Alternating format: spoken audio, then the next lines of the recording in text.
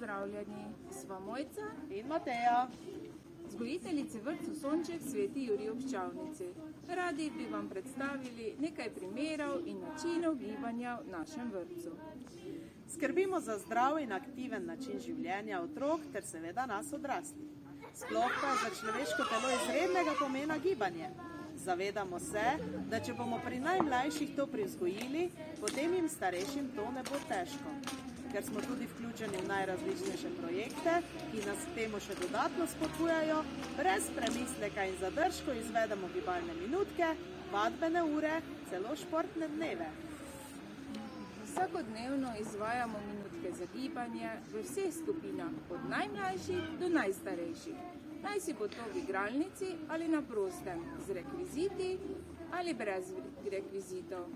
Že vsa leta aktivno sodelujemo v športnem programu Mali Sonček. Za otroke, ki so pred vstopom v šolo, pa organiziramo vrtec v naravi ter tečaj prilagajanja na vodo. Video sva razdelili na različne sklope gibalnih dejavnosti.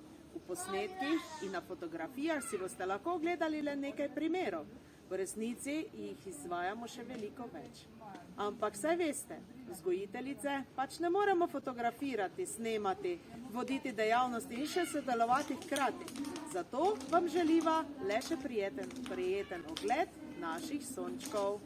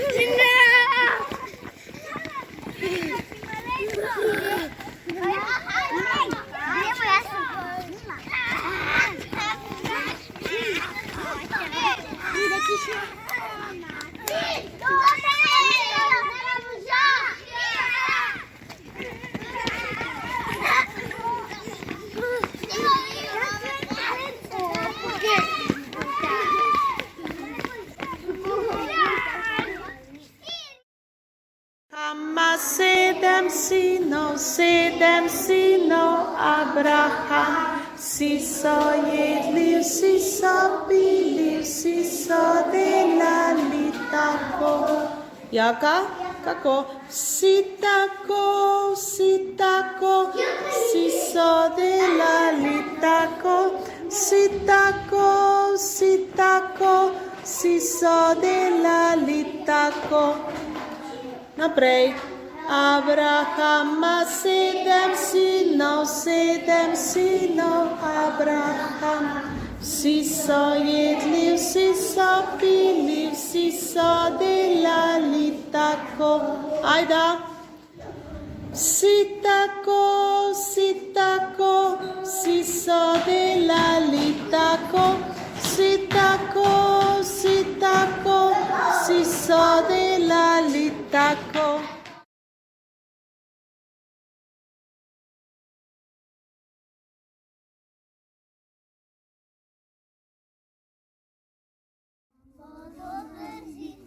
Kdo se ozira, pokuplju dobi.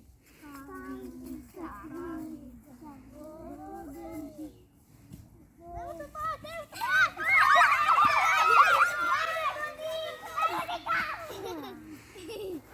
Hitro sem letela. Kandica, vodo drži. Kdo se ozira, pokuplju dobi. Kandica, vodo drži. Kdo se ozira, pokuplju dobi. Kandica, vodo drži.